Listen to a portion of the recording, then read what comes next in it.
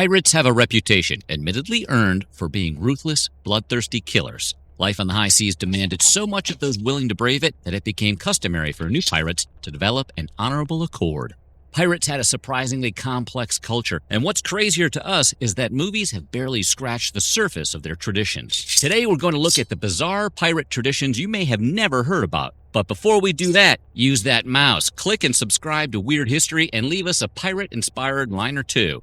Now here we be, matey. Arr! Blackbeard's vessel, Queen Anne's Revenge, brought 40 cannons to every boarding party. Ditto Black Bart's Royal Fortune. Sam Bellamy snatched a British slave ship, the Whydah, and immediately mounted 28 guns port and starboard. William Kidd had 34. You get the idea. If you don't want a short drop and a sudden stop at the nearest port, you'd best be ready to sink whoever crosses you. We get it. It's hard to argue against the thunder of 40 cannons. Unfortunately, it's literally deafening to your crew. What's a captain gonna do? Recall your Homer, then your Jack Sparrow. Pirates figured out that they could hang wads of wax from those big, bangly earrings of theirs. Pop some into the old tune catchers, pack the barrel, light the fuse, and boom. Moderately less severe auricular damage. Could probably still benefit from a visit to a good ENT, though.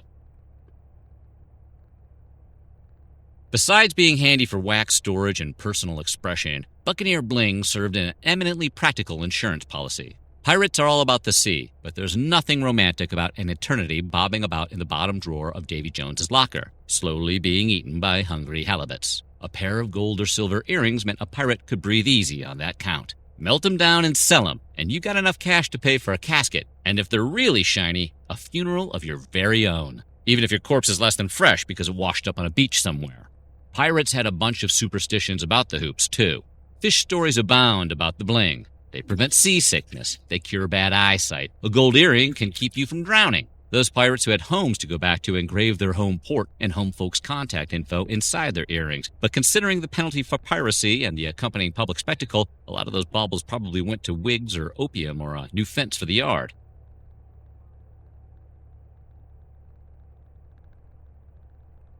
In spite of the freewheeling swashbuckler image we like to put on our rum bottles, pirate life was a little like prison. You spend 20% of your time fighting, stealing, or smuggling, and the rest is pretty much standing around doing chores, going through the exact same routine every day. Most pirates were dudes, but dudes have needs, and even pirates need love. Pack 100 guys in a confined space for weeks, put them through some hot, sweaty, adrenaline-soaked adventures, and romance is in the air. The best thing about bromance is that nugget of real, manly love at the bottom, and there was no shortage of it at sea. Pirates who shared a deeper connection than "we're bang buddies, mate" entered into matilage, a sexy word for a special, serious sort of seamanship. Men joined in matilage shared property, affection, even sexual partners, if that fit their jib. They often wore gold rings, and they got death benefits should their partner meet an untimely end. The French were so upset by all this brotherly love, situational or not, that in 1645 the French governor of Tortuga shipped hundreds of prostitutes to the ports of the New World, which fairly naturally led to a spike in threesomes rather than a dip in the DL. Edward Teach, a.k.a. Captain Blackbeard, was arguably the most terrifying pirate in the world, and he owes that cred to a combination of hemp and psychological fuckery. He would weave the handy little plant into his beard and under his hat, then light it on fire, with the smoke wafting from his head and smelling like the wrath of a stoner god, to say nothing of the couple swords, pistols, and knives he carried at all times and those 40 cannons we talked about, or the fact that he regularly, willingly shoved a syringe up his urethra. Blackbeard scared the absolute shit out of everyone. Cut him up for the cat first. For as long as there have been builders, there have been griefers. Likewise, as long as humans have been messing around with boats, pirates have been aggroing. It wasn't all buried treasure and grand theft hydro. You could also make a killing if you grabbed the right hostage. In 75 BCE, a group of pirates captured Julius Caesar, but he was not, in fact, the right one. When they demanded a ransom of 20 talents, that's somewhere around $20,000 to $600,000, he laughed and told them he was worth at least 50. He serenaded them with poetry, had the ransom paid, then crucified everyone.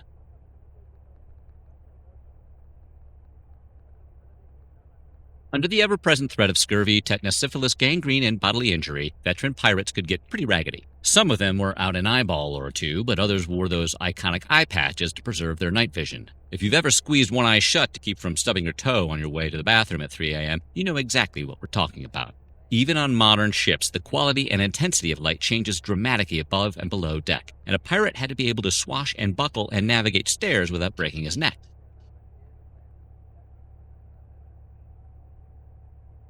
Credit for the invention of grog goes to sailors in the British Navy, who first started making the drink sometime in the 1600s. No one wants to drink slimy barrel water contaminated with algae and microbes, just raring to give you dysentery, but the life of the sea doesn't leave a lot of options. Rather than distilling their urine or whatever, the sailors opted for the kill it with fire strategy and just dumped a bunch of booze in there. In 1731, that strategy became official policy. The British Navy gave each sailor half a pint of rum per day. That's about 5 shots, folks. Partay! Pirates borrowed the recipe for grog and made it legendary by adding lemon juice, which helped prevent scurvy, and sugar, which made the lemon barrel water rum a little less foul. Truly a drink to put hair on your tongue and a tingle in your chest. Even though it's easy to picture a pirate burying treasure on a tropical island, there was literally one guy who actually did it. Captain William Kidd of the Adventure Galley deposited his loot off the coast of Long Island. This backfired horribly when a not-so-good buddy dug it up and used it as proof to convict Kidd of piracy and get him hanged twice and gibbeted. Pirates didn't bury treasure for good reason. Almost none of the actual booty was ever gold and jewels. Pirate swag tended to be made up of food, alcohol, weapons, lumber, cloth, hide, anything you might find on a trade ship in the Atlantic, and there was no reason not to sell them immediately, and every reason, as poor Billy found out, not to bury them. Piracy was more than a bit of a bad old boys' club, so the few women who crashed that club had to be smarter, meaner, and tougher than hell. Anne Bonny, for example, served aboard the pirate ship Revenge as the awesomely named Captain Calico Jack Rackham's first mate and lover in 1720. Her friend Mary Read served as well, dressed as a man. Their careers ended when the ship was captured and they went to jail, for which Bonny blamed Calico Jack. She cursed him after his execution, saying, "Sorry to see you there, but if you'd fought like a man, you would not have been hanged like a dog." While there is some evidence pirates did use walking the plank as a form of psychological torture, there is not evidence to prove it was widespread practice. It got its roots not in fact, but in the rise of pirate mania in 19th century entertainment. Have you any last words before you walk the planks? People don't walk the plank! Pirates got really creative when they offed people, and they weren't averse to torture, but most of them were just ready to be done. Quick and clean was the rule. Actually, the most common form of death by torture involved something much worse than a plank. It was called keel hauling, and it's absolutely savage. You throw the victim under the boat, then you hoist him up one side, pass him under the ship's keel, which will be covered in barnacles sharp enough to unzip your flesh, and then secure a weight to his legs to keep him underwater while the ship drags him to his end. If he's lucky, maybe the blow from the keel will be enough to kill him before he drowns. Very cold, pirates.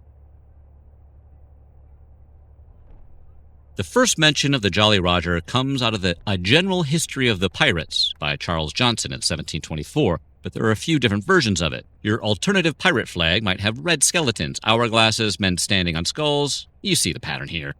Blackbeard's flag, for example, had to be as hardcore as the man himself. He settled on a skeleton toasting the devil while spearing a bleeding heart, because that's how he rolled. We can't help but feel like a syphilis syringe would have been even more chilling, though.